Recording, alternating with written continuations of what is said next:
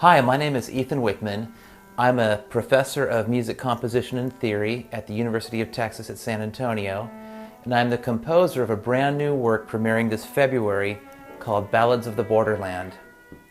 Ballads of the Borderland is a cantata that takes a combination of poetry, personal histories, and archived histories to weave together something of a dramatic narrative, the story, really, the cultural story of the greater San Antonio and Borderland region. I'm really excited to be collaborating with some of the great performers and ensembles based here in San Antonio, including the Children's Chorus of San Antonio, the SOLI Chamber Ensemble, members of the San Antonio Chamber Choir, and mezzo-soprano soloist Tynan Davis.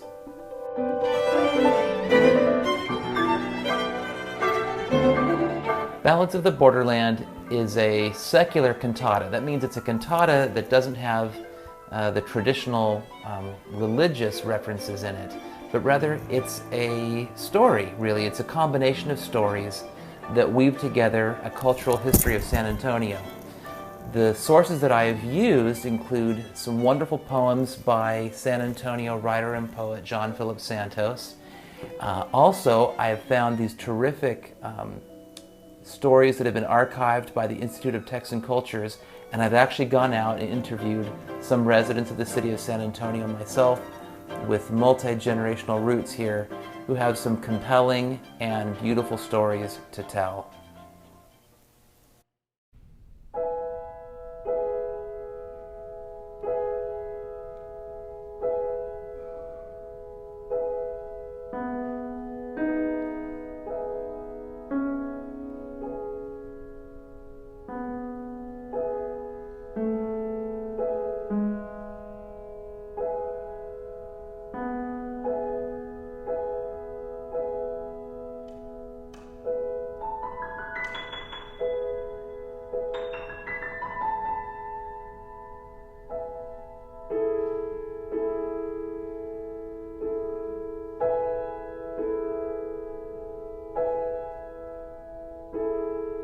One of the major themes of this work is that of migration.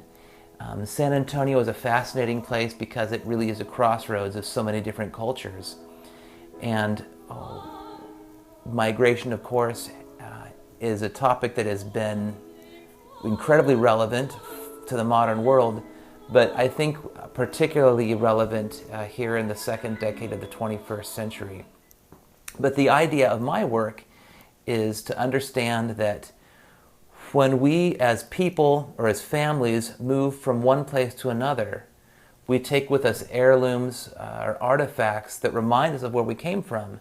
Sometimes those heirlooms and artifacts actually work to create a barrier between us and the new place into which we're trying to assimilate. So this piece really does explore to some degree this conflict that exists between preserving our own unique family and cultural identities and the identity of the place and the people into whom we're assimilating, or the place where we're moving to.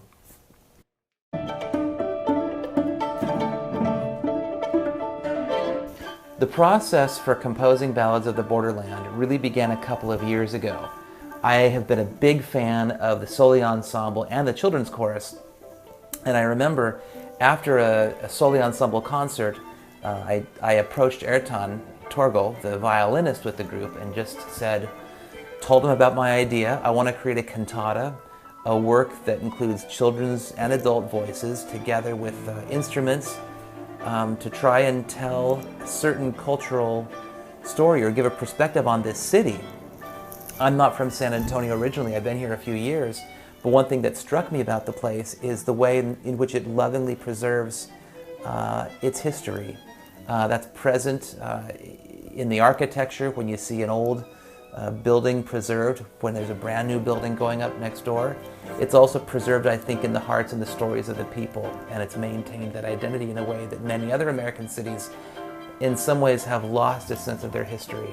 So I wanted to do something musically that would speak to that inspiration that I had about the place and I wanted to dig deeper, to peel back the cover, to peel back some layers, to find out what stories this city had to tell that might not be altogether obvious.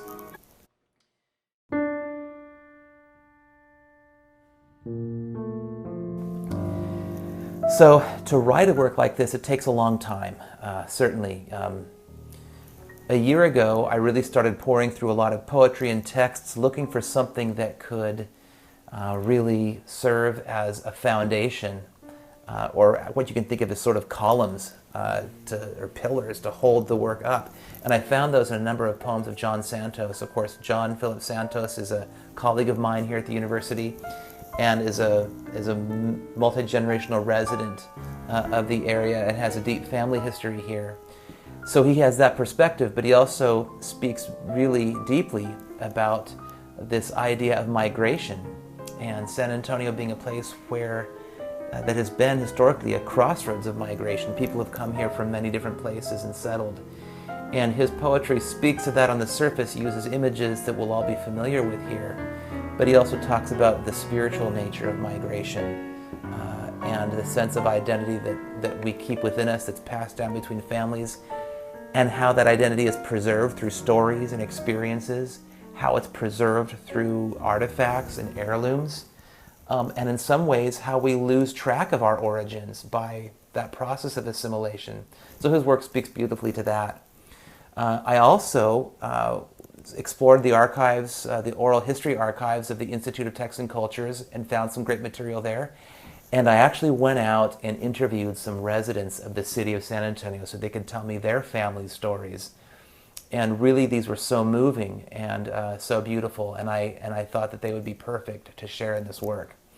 So once the text is laid out, I typed everything up and I got it printed out, and as you can see on my drafting table at home here, I included moments for the SOLI Ensemble to have solo instrumental or just instrumental alone movements, interspersed with this sung, the songs and the other choral pieces. And that's really how I work it. That creates the overall structure. After that, the sounds of the words, the images, bring to mind chords and melodies. And I begin to commit those into manuscript paper form. Sometimes a climax will come first or somewhere in the middle of the piece. A good composer friend of mine said once that the experience of listening is linear. I mean, we're always listening from the beginning of the piece until the end, but composing is very much non-linear. Sometimes we start in the middle, sometimes we start in the end. Really, we start where the inspiration strikes us, and when we have that inspiration, we get it on paper as fast as we can, and then we work really hard. The craft of composition really is to learn how to compose to those points of inspiration, to take the material from the inspiration and open it up and unfold it so that we can derive new material. So that's really what I did.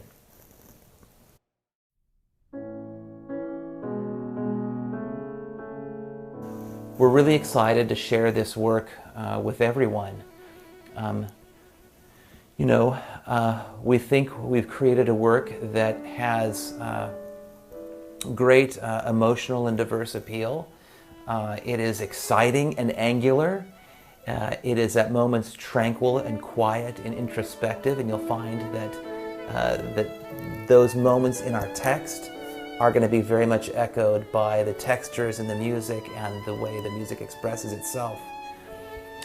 We hope that it's a cathartic experience for listeners that come, and that if you come and share this evening with us, our great hope is that you will be inspired to learn more about your own family, your own places of origin, and that you'll seek out those stories that have been passed down.